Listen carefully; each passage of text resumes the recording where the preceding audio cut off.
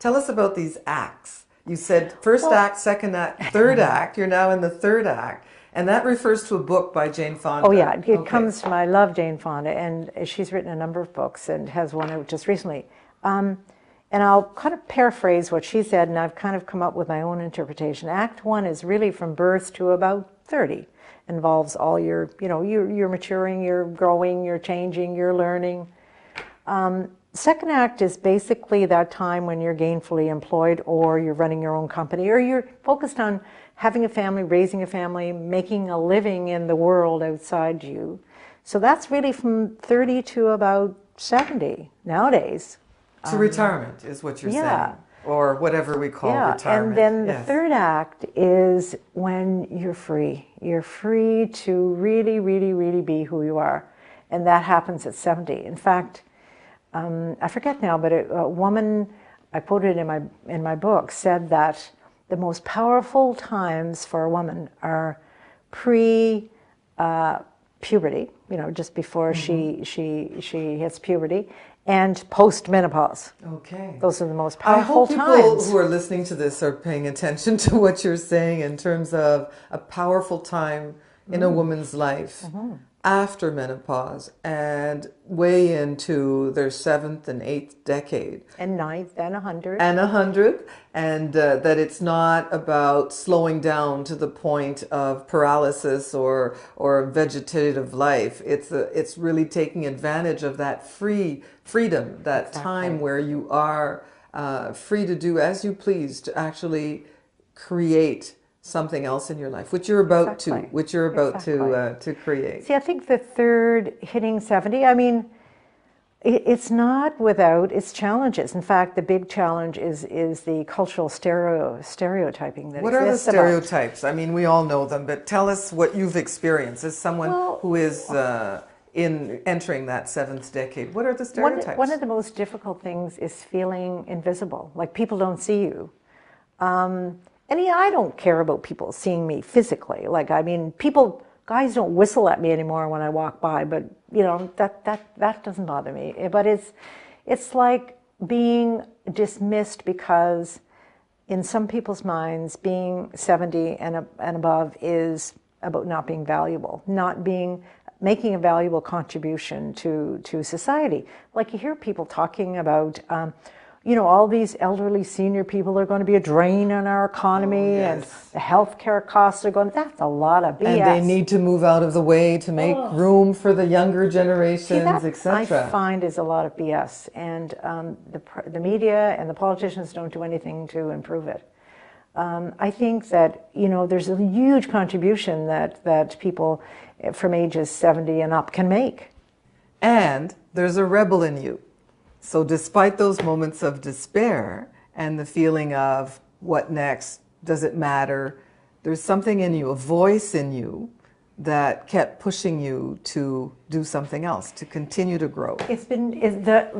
It's like there's this voice inside that's calling to you. And really what it is yourself. Your authentic self is inside asking you to come and play. And it's not about pushing against any rules and regulations. It's just letting all that outside rules and regulations fall by the wayside and listening to your inner voice, that true essence of who you are, and just being willing to go with that. And that takes work, because we've been so culturally conditioned to listen to others, to pay attention to what authority figures say, and it took me a long, long time to move through that.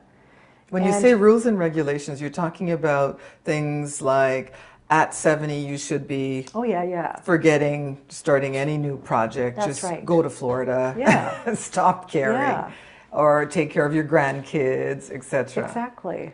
You have a poem, Cathy, that you wanted to read that illustrates really nicely this journey that you've been through yourself, that went from focusing very much on others and supporting others in their own evolution and getting, as a side effect, some benefits from you, to a life where it's important for you now in this third act of your life to focus on self and enjoy that new freedom you spoke about, to become the best you can become. And that these are powerful years for women, the postmenopausal years.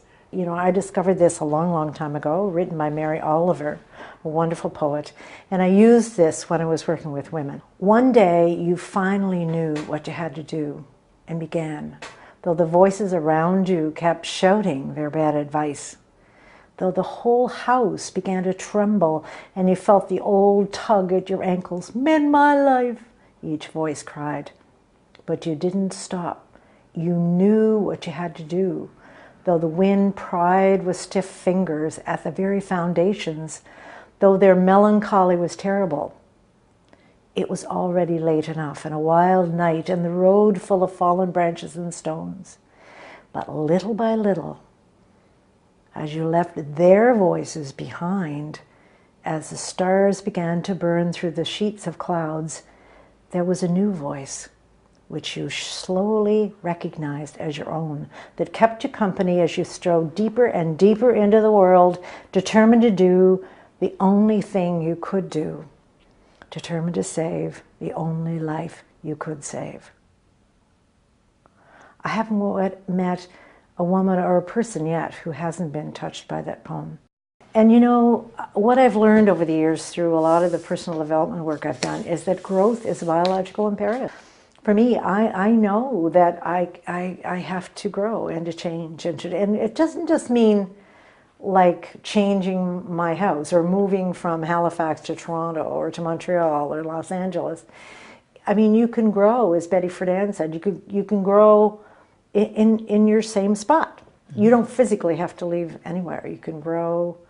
So for me, my growth and my evolution, my transformation, my transmutation is a biological imperative. We were talking a little bit before the interview about the difficulty for women of aging, Yeah. and the way it affects our bodies and our looks, etc. And you were mentioning that it was more difficult for very beautiful women to accept the aging process, and often they would engage in some self-destructive behavior because they couldn't accept the aging. Can you tell us a little bit about that, how you stayed beautiful and and healthy? Well, thank you, Dominic, and I've never had a facelift.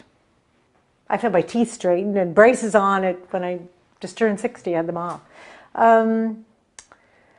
Yeah, and I don't mean to generalize that. I don't mean to say that all women who are physically beautiful have a difficult time, but if you defined yourself by your physical appearances, then it can be a problem when your physical appearances begin to be less than what you would consider to be perfect. Mm-hmm.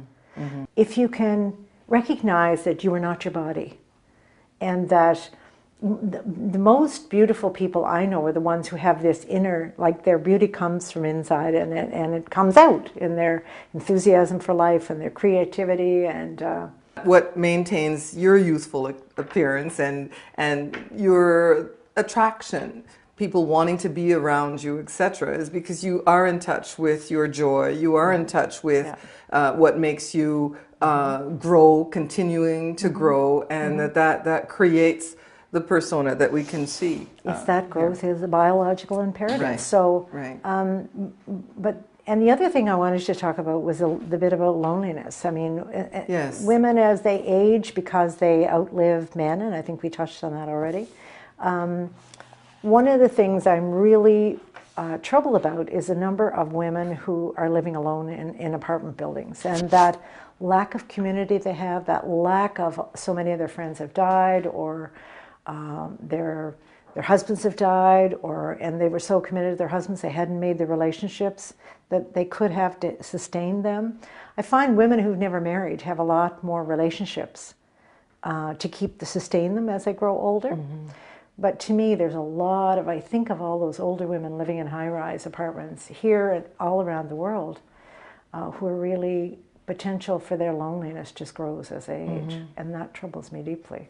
And if you because I don't want to be lonely. If you add to that the element of invisibility you mentioned, where people pay less and less attention to these women, and so it's increasing the sense of no connection, loneliness, going about your business, people saying, well, grow old gracefully, get out of the way of the young, and let the world happen without you in a way. So all their wisdom that they carried from all their years of experience can just wither on the vine and die. Right.